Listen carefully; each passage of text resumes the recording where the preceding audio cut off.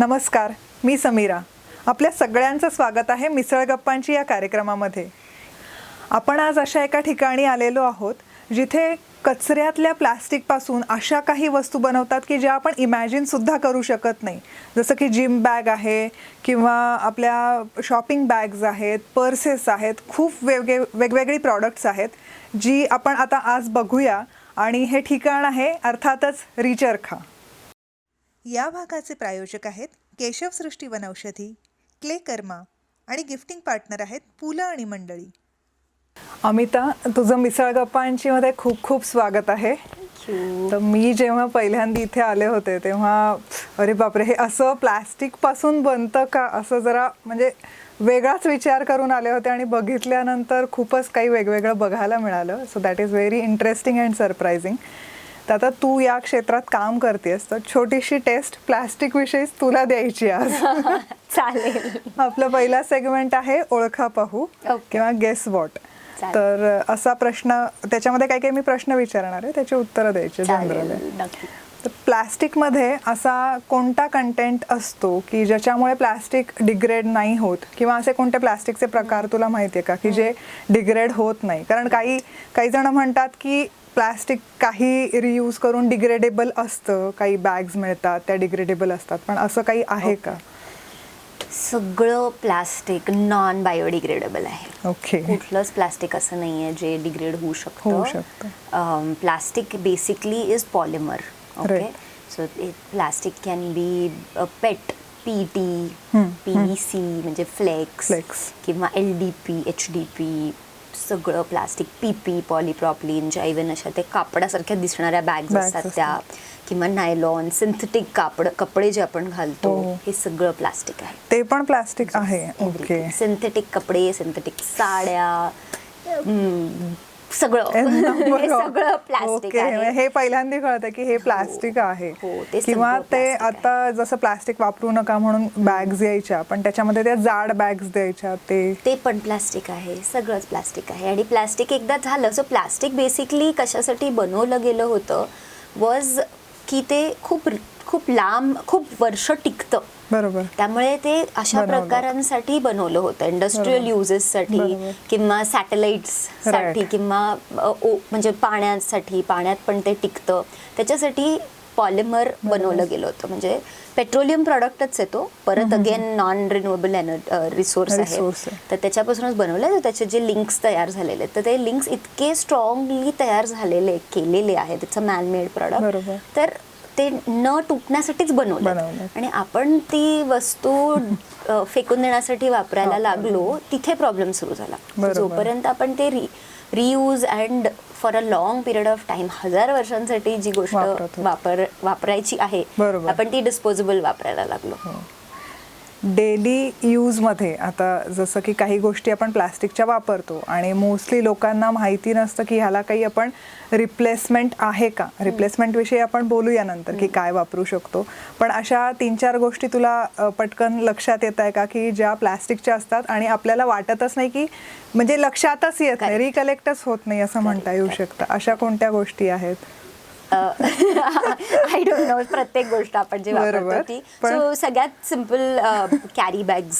आपण विसरतो, भाजी घ्यायला जातो किंवा काही पण घ्यायला जातो, तेव्हा विसरून घरी कापडी पिशवी घेऊन नाही जात. सो सगळ्यात महत्वाची गोष्ट ती आहे.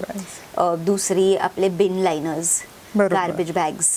सो बिन लाइनर्स प्लास्टिक आहेत आणि डिस्पोजेबल प्लास्टिक आहेत. तिसरं म्हणजे पॅकेजिंग. सो सगळ्या टाईपचं जे फूड आहे किंवा साबण आहे, डिटर्जंट आहे, सगळं पॅकेज्ड असतं हल्ली. आधी नसायचं, पण ते सगळं आता प्लास्टिक आहे. आपल्याला जे बर्थडेसाठी गिफ्ट रॅपर्स आपण वापरतो, तर त्याला अगदी सुरळीतपणे सगळे पेपर म्हणतात, गिफ्ट रॅपिंग पेपर, पण it is not paper, it is plastic. So लोकांना ते पण लवकर समजत नाही.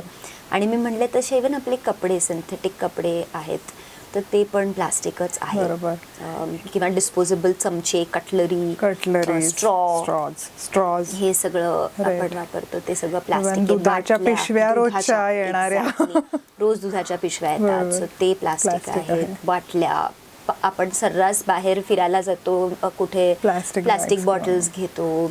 कॉर्पोरेट्समध्ये बरेचदा प्लास्टिक बॉटल्सच देतात, म्हणजे it is glasses just like everything. Too many things.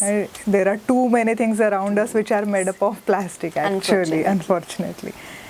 आता काही प्लास्टिकचे रॅपर्सचे कलर्स ओळखायचे. बिस्किटांचे रॅपर्स आहेत. आता तू खूप प्लास्टिक मध्ये आहेस, सगळा वेस्ट प्लास्टिक मध्ये आहेस, तर मोनॅको येलो, सिल्वर, ब्लू त्याच्यात असतं. हो, गुड डे. गुड डे नाही मला आठवत आहे. ऑरेंज मेन त्यांचा. Hide and seek. Purple. Right. आणि डिस्पोजेबल बॅग्स जे आपण म्हणतो, डस्टबिन बॅग्स, त्या खरंच डिस्पोजेबल प्लास्टिक असतं का? डिस्पोजेबल म्हणजे टाकून देणं. Okay, that is not a degradable. No, disposable is a different thing. Degradable is different. Disposable म्हणजे जे काही आपण वापरून फेकून देतो ते डिस्पोजेबल आहे. सो हे सगळे डिस्पोजेबल गोष्टी झालेल्या आहेत. पण त्या रिसायकल होतात का तशा बॅग्स? म्हणजे रिसायकल म्हणजे आपण जसं नॉर्मल बायोडिग्रेडेबल म्हणतो तशा त्या प्लास्टिकच्या बॅग्स असतात का, ज्या डस्टबिन बॅग्स असतात? बायोडिग्रेडेबल हा शब्द म्हणजे कुठली पण गोष्ट जी माती होते त्याला बायोडिग्रेडेबल म्हणतात. आणि नॉर्मल कंडिशन्स मध्ये ती माती होते. आता काही काही स्पेशल केसेस मध्ये बायोडिग्रेड होणाऱ्या गोष्टी असतात, पण ते आपलं हाऊस होल्ड वेस्ट जनरेट होतं त्याच्यात त्या स्पेशल कंडिशन मध्ये नाही डिग्रेड होणार. त्या डायरेक्टली लँडफिललाच जातात आणि लँडफिल मध्ये काही डिग्रेड होत नाही, कारण की ते थर असतात. तर तिथे काहीच लँडफिल मध्ये डिग्रेड होत नाही. आपण ज्या बिनलायनर्स म्हणतेस तू, गार्बेज बॅग्स म्हणतेस, सो त्याच्यात हल्ली एक बायोडिग्रेडेबल बिनलायनर, कंपोस्टेबल बिनलायनर असं निघालंय. पण ते खरंच मी स्वतः वापरून बघितलं. मी त्याला कंपोस्ट मध्ये टाकलं होतं. एका वर्षासाठी मी ती एक कंपोस्टेबल बिनलायनरला कंपोस्ट मध्ये टाकून बघितलं. एका वर्षानंतर ती तशीच्या तशी बाहेर आली. साध्या गार्बेज बॅग्स ज्या असतात, ज्या टिपिकली LDPच्या वगैरे बनवलेल्या असतात, सो त्या पण डिग्रेड नाही होत, पण त्या रिसायकलेबल आहेत जर त्या नीट प्रकारे without mixing with wet waste. म्हणजे आपण ओला कचरा मिक्स करून जर ती बॅग टाकली तर ती रिसायकलेबल नाही होणार. ती डायरेक्ट लँडफिलला जाणार. पण जर ती सुक्या कचऱ्यासाठी आपण वापरली तर ती रिसायकलिंगला जाऊ शकते. पण ज्या बायोडिग्रेडेबल म्हणून ज्या मार्केटमध्ये हल्ली बॅग्स आहेत तर त्या सगळ्याच डिग्रेड होतील असं नाही. खूप नवीन आहे तो कॉन्सेप्ट आणि तितका त्याच्यावरती रिसर्च केला पण असेल मॅन्युफॅक्चरर्सनी. I don't want to comment on that, but त्याचा तितका वापर अजून झाला नाही की आपण त्याच्यावर काही कमेंट करू शकतो.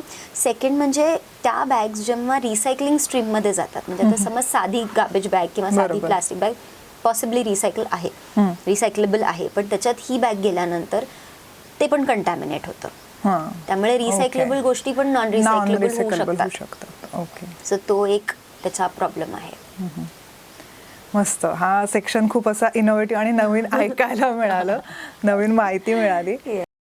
केशवसृष्टी वनौषधी, पारंपरिक आयुर्वेदिक चूर्ण, मध, सर्वस्वी चॉकलेट पावडर पासून ब्युटी सप्लाईज पर्यंत दर्जेदार खात्रीशीर आयुर्वेदिक उत्पादने सगळ्या कानाकोपऱ्यात कुरिअरने उपलब्ध. नक्की वापरून बघा. अधिक माहितीसाठी दिलेल्या नंबरवर फेसबुक पेजवर संपर्क करा. पुढचा आपला सेगमेंट आहे गप्पा टप्पा. तुझा IT बॅकग्राऊंड आहे, तू IT इंजिनियर होतीस आणि म्हणजे आहेसच ऑब्व्हियसली बाय क्वालिफिकेशन. तुझं PG पण तू केलंस आणि हे सगळं करत असताना प्लास्टिकच्या कचऱ्यामध्ये कसं काय उतरावं असं वाटलं? प्लास्टिकच्या कचऱ्यामध्ये मी लहानपणापासूनच उतरलेले. येस. कुठेतरी आय थिंक 8वीत वगैरे 7वी 8वीत आपल्याला चॅप्टर असतो आणि त्याच्यात वेस्ट मॅनेजमेंट आणि डिग्रेडेबल नॉन डिग्रेडेबल असं सगळं आपण शिकतो. सो तेव्हाच ते कुठेतरी माझ्या लक्षात म्हणजे ते मला मग तो प्रश्न पडला होता आणि मी विचारायचे आणि मग सारखं मला वाटायचं अरे हे डिग्रेडेबल नाही आहे तरी का आपण वापरतोय, आपण ते टाकून देतोय, असे सगळे प्रश्न तेव्हा यायला लागले होते. तेव्हा ऍक्च्युली जास्त वापर व्हायला लागला होता. This was in the mid 90s I would say. जास्त प्लास्टिकचा वापर व्हायला लागला होता. पण मग मला त्याच्यात काही करिअर करायचं असं काहीच माहिती नव्हतं तेव्हा असेच ॲज सायन्स प्रोजेक्ट्स वगैरे मध्ये मी ह्याच्यावरती ॲलोकेशन कॉम्पिटिशनमध्ये वगैरे सेमिनार्समध्ये वगैरे बोलायचे. सो तो टॉपिक कायम होता. So that activism was always there. घरी I was an activist always. पण नंतर रेग्युलरली जसं आपण जे काही करिअर ऑप्शन्स असतात त्याप्रमाणे ते तेव्हा आणि इंजिनियर डॉक्टर हे ठरलेलं मेडिकल मध्ये. करायचं नव्हतं. Okay. Engineering was sort of, मला तेव्हा पटकन होऊ अभ्यास शकेल. संपवायचा होता 4 वर्ष त्यातल्या म्हणून engineering is the best to do. म्हणून मी इंजिनिअरिंग केलं की मला एनिवेज बाकीच्या गोष्टींमध्येच जास्त आवड होती. मला ट्रेकिंग खूप आवडायचं, मला फिरायला आवडायचं, मला सोशल वर्कमध्ये भरपूर इंटरेस्ट होता. सो मी बरेचदा व्हॉलंटिअरिंग वगैरे करायचे तसंच. पण आय ऑलवेज थॉट की ठीक आहे, इंजिनिअरिंग आणि job will be one aspect and बाकी मी हे सगळं साईडला as a passion and as a hobby मी हे करत राहीन. पण जेव्हा मी इंजिनिअरिंग झाल्यावर मी जॉब करायला लागलेच, मी KPIT कमेंट्समध्ये होते. सो तेव्हा आमच्या कंपनीमध्ये एक असा एक ॲक्टिव्ह ग्रुप आम्ही स्वतःच तयार केला होता आणि त्याच्यातनं खूप अशा सगळ्या ॲक्टिव्हिटीज करायला मिळाल्या आणि मग मला कुठेतरी ते वाटायला लागलं की वा, हे मी पूर्ण फुल टाईम करू शकते. आणि तेव्हा मला काही लोकही अशी भेटली जे फुल टाईम सोशल वर्कमध्ये होते किंवा फुल टाईम एन्व्हायरमेंटल प्रोजेक्ट्समध्ये होते. तर मग मी त्यांच्या मार्गदर्शनाखाली I decided to jump out of the IT career. मग तेव्हा मला स्कोप होता मास्टर्स करायला जायचा, कारण मी GMAT वगैरे दिलेली होती. मग मी काही वर्षांसाठी US ला गेले, तिथे मास्टर्स केलं, तिथे काही वर्षाचा जॉब केला. मग ॲक्च्युली जास्त ॲव्हेन्यूज दिसले ना की ह्या फील्डमध्ये अजून पण काय काय करता येऊ शकतं. सो मी जनरल मॅनेजमेंटमध्येच मास्टर्स केलं with focus on sustainable development आणि तिथे काही वर्ष जॉब केला आणि मग उतरले, ह्याच्यातच उडी मारली. पण भारतात परत येऊन काम करायचं होतं हे नक्की होतं. सो ते कधीच डोक्यातनं कधीच तिथे जाऊन करायचं. That is good, very good. रिचरखा हे नाव का दिलं, म्हणजे रिचरखा नाव देण्यामागे काय कॉन्सेप्ट आहे? आपण पुढे वळूच की कसं बनवतो काय, पण रिचरखा का? ते नाव पण खूप इंटरेस्टिंगली आलं. सो पहिली गोष्ट म्हणजे आम्ही जे प्रोडक्ट तयार करतो त्याची जी प्रोसेस आहे त्याच्यात चरखा आणि हातमाग हे खूप महत्त्वाचे 2 इक्विपमेंट आहेत. आणि चरखा आपल्या पास्टमध्ये जातो बऱ्यापैकी. आपली सगळी जी पूर्वी कापड बनवायची जी प्रोसेस होती, कापसापासून धागा तयार करण्यासाठी चरखाच वापरला जायचा. आणि चरखा आपल्यासाठी खूप महत्त्वाचा ह्याच्यासाठी होता कारण स्वदेशी मुवमेंट जी होती भारताची, तर त्याच्यात त्याचा खूप मोठा रोल होता रे. तर आम्ही कुठेतरी तो रोल परत रिवाईव्ह करू शकतो का, सो चरख्याला आपण रिवाईव्ह करू शकतो का to solve today's world's problems which is of plastic waste. So असा कुठेतरी आम्ही अर्थ शोधून त्याला रिचरखा कॉन्सेप्ट. ते रिचरखा आहे, रिचक्र समटाईम्स लोकांना वाटतं ते रिचक्र आहे, पण ते रिचरखा आहे. मला आता सांग की ही प्रोसेस कशी आहे, म्हणजे आता आपण हे सगळे प्रॉडक्ट्स बघतो आहोत जे की इमॅजिनच नाही होत की या वेस्ट पासून बनलेले आहेत, तर ही प्रोसेस नेमकी काय आहे, काय काय करता तुम्ही? शुअर. सो आमचं रॉ मटेरियल हे आहे. हे आपल्या प्लास्टिक बॅग्स, गिफ्ट रॅपर्स किंवा आपले वेगळे वेगळे रॅपर्स जे आपण घरी काही गोष्टी व्हेरी गुड सगळं काय काय खातोय ते दिसतंय. आणि इवन मोर इंटरेस्टिंगली आम्ही हे पण वापरलं. सो जे आपल्या जुन्या कॅसेटच्या ऑडिओ आणि व्हिडिओच्या टेप्स त्या पण वापरल्या. तर हे सगळं आमचं रॉ मटेरियल. आणि मोस्ट ऑफ द टाइम्स हे फेकून दिलं जातं एका वापरानंतर, कारण की ते आपण सामान काढलं की टाकून देतो. सो त्याचा ॲव्हरेज युजच 20 मिनिट्स आहे वर्ल्ड वाईड, असा स्टडी आहे. तर हे सगळं प्लास्टिक वेस्ट आम्ही घेतो, त्याला कलेक्ट करतो. वेस्ट पिकर्सकडनंच मोस्टली आम्ही सगळं कलेक्ट करतो. काही आमचे जे सपोर्टर्स आहेत, कस्टमर्स आहेत, ते पण आम्हाला आणून देतात. पण हे प्लास्टिक आधी आम्ही स्वच्छ धुतो, त्याला सॅनिटाईज करतो, परत बायोडिग्रेडेबल सॅनिटायझर आणि डिटर्जंट वापरतो. सेकंडली त्याच्यात ते that is also non degradable. By the way, detergents are also non degradable, so we use biodegradable detergents. आणि त्याच्यानंतर त्याला मॅन्युअली प्रत्येक पिशवीला मॅन्युअली कट केलं जातं कात्री वापरून. दुसरी पण श्रेडर किंवा कुठलं मशीन नाही वापरत, कात्री आणि हँड्स वापरून स्वच्छ त्याला कट केलं जातं. मग त्याला वेगळ्या वेगळ्या कलर्समध्ये सॉर्ट केलं जातं, जेणेकरून त्याचे डिझाईन्स तयार होते.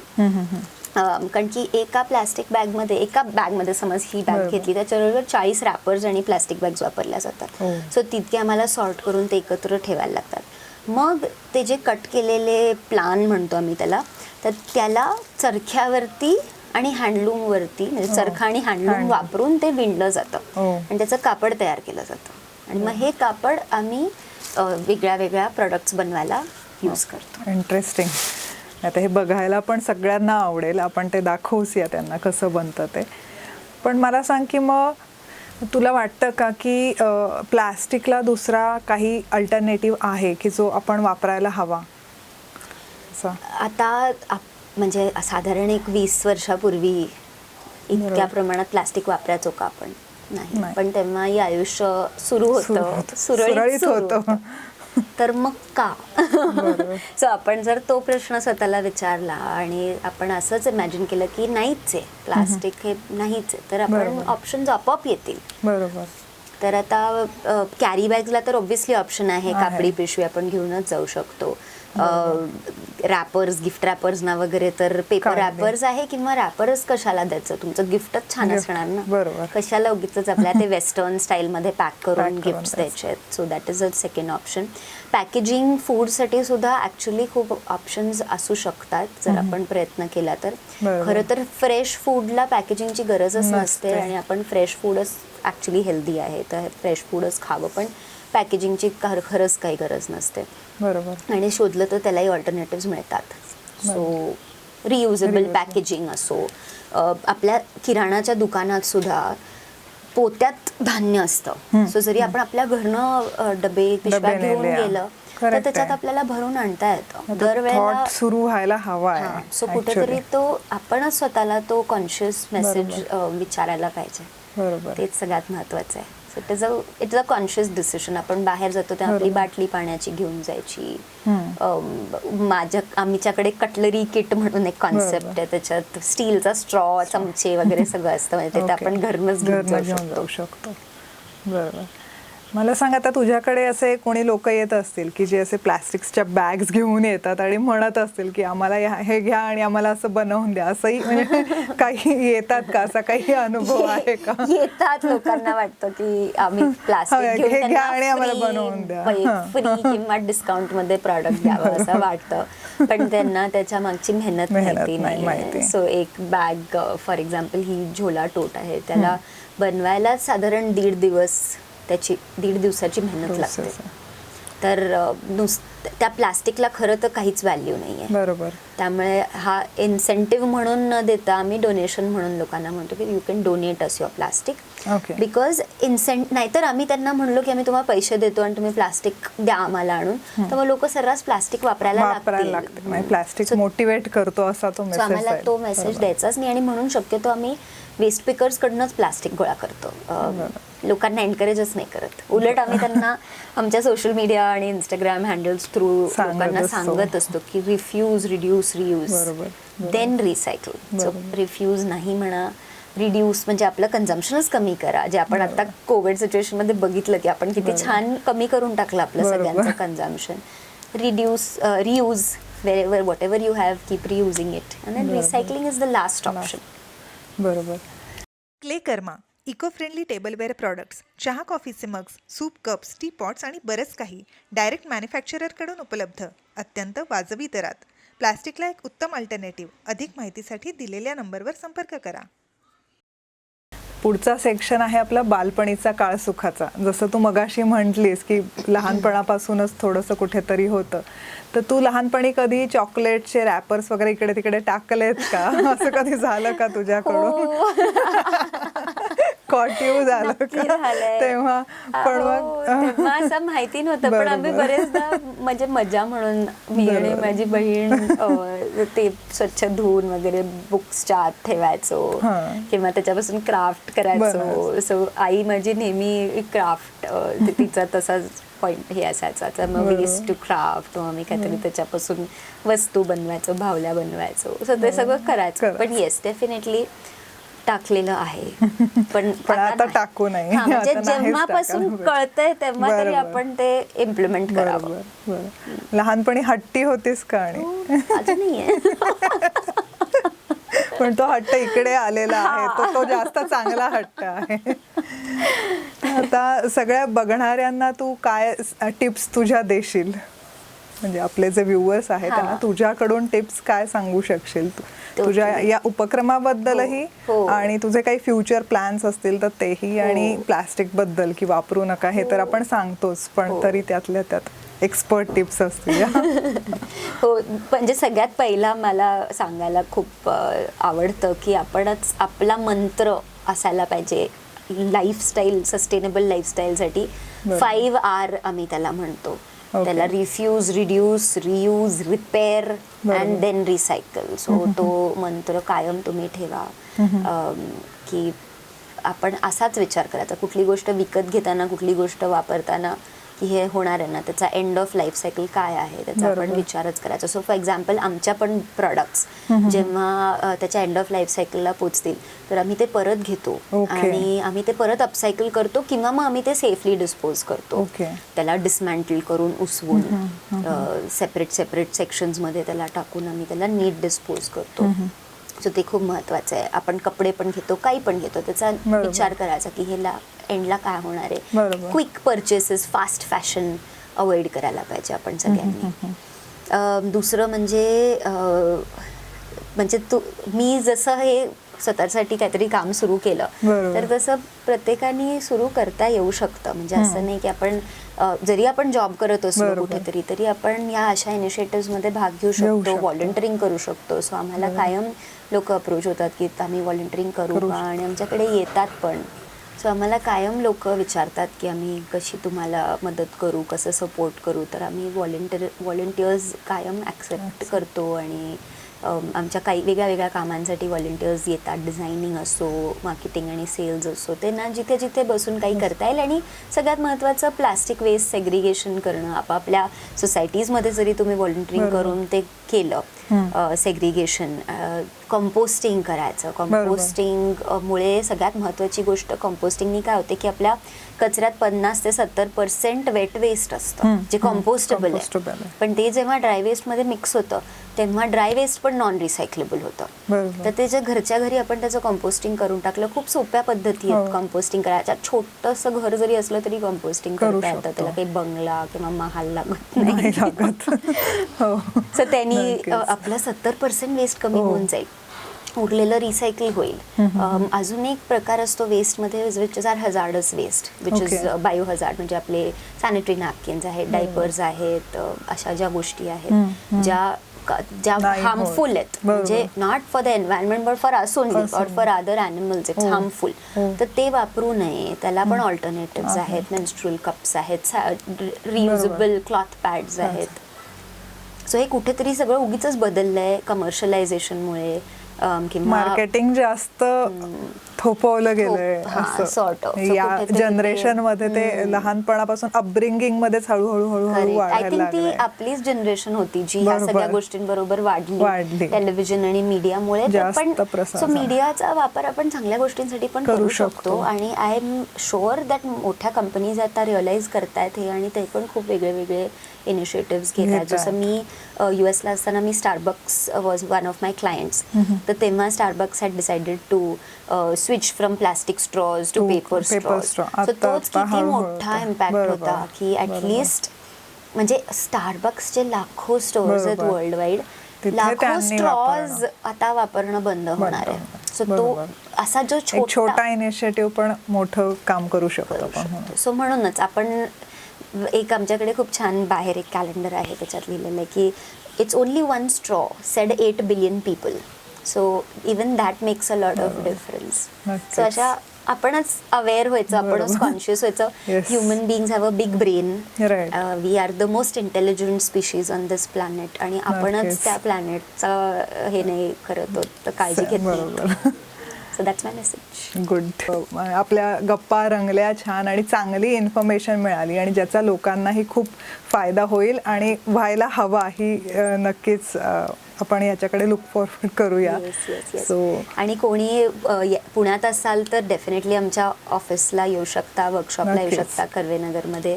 आणि ऑनलाईन पण आमचे प्रोडक्ट्स अवेलेबल आहेत. तर कुणाला घ्यायचं असेल तर please do Yes. Buy it, because these are alternatives to बरोबर. What you have available in the market. म्हणजे आमच्याकडे समज लॅपटॉप बॅग आहे, पर्सेस बरोबर. आहेत, तर त्या ज्या सिंथेटिक प्रोडक्ट्स मार्केटमध्ये मिळतात त्यांना हा एक चांगला ऑल्टरनेटिव्ह आहे. बरोबर. त्याच्यातनं काही रोजगार निर्मिती होती Okay. आहे. सो आपण हेही बोललो की जिथे आमचं वर्कशॉप आहे तर ते एका ट्रायबल गावात आहे. हां. तिथल्या महिलांना, ट्रायबल महिलांना बरोबर. त्याच्यातनं रोजगार मिळतोय आणि बरोबर. प्लास्टिक अपसायकल होते. सो हा जो बरोबर. त्याच्यातनं इको सोशल जो Social way कॉन्सेप्ट आहे. आहे बरोबर. तो कुठेतरी आपण त्याला सपोर्ट सपोर्ट करतात. मग तेच अजून एक होतं की लोक म्हणतात की वेस्ट प्लास्टिक पासून आहे पण थोडीशी प्राइस का जास्त, तर हो. त्याच्या मागचं कारण ते आहे की तेच. त्याच्या मागे एवढी लोक आहेत आणि त्या लोकांची मेहनत आहे. खूप मेहनत आहे. सो त्यांना आपण कुठेतरी वर आणायचा प्रयत्न ह्यातून करतो आहे. Yes, So totally totally. म्हणजे आपण बरोबर. मी जेव्हा IT सेक्टरमध्ये होते तेव्हा आपली पर डे एक रेट असायचा ना, जो कस्टमरला आपण क्लायंट्सना ला आपण देतो. देतो. तर मग आमच्या पण बिचारा आर्टिसनचा काहीतरी पर काहीतरी डे रेट असतो. असतो. त्यामुळे बरोबर. त्यांना काम त्यांची ती मिळालं मेहनत पाहिजे. आहे आणि त्या मेहनतीचं फळ त्यांना नक्कीच मिळालं मिळालं पाहिजे. पाहिजे. बरोबर. चल. ओके. आज तू वेळात वेळ काढून आपल्या गप्पांना वेळ दिलास त्याच्याबद्दल अमिता तुझे खूप खूप धन्यवाद. आणि रिचरखाच्या अजून ब्रँचेस निघोत आणि आम्हाला अजून तुलाही चांगले चांगले व्हॉलंटियर्स मिळो आणि आम्हाला छान छान प्रॉडक्ट रेंज तुझी घ्यायला नक्कीच आवडेल. थँक्यू अपॉर्च्युनिटी दिल्याबद्दल. थँक्यू. शब्द या चॅनलला सबस्क्राईब करा आणि लाईक करा. आणि हा भाग तुम्हाला कसा वाटला ते नक्की सांगा आणि असेच पुढचे भाग बघत राहा. स्टे ट्यून्ड फॉर मिसळ गप्पांची. थँक्स. आणि आपले गिफ्टिंग पार्टनर्स आहेत पुलं आणि मंडळी, ज्यांच्याकडे मिळतात असे वेगवेगळे टॅगलाईन्स असलेले टी शर्ट्स. आज हा खास अमितासाठीचा गिफ्ट असलेला आपला टी शर्ट आहे.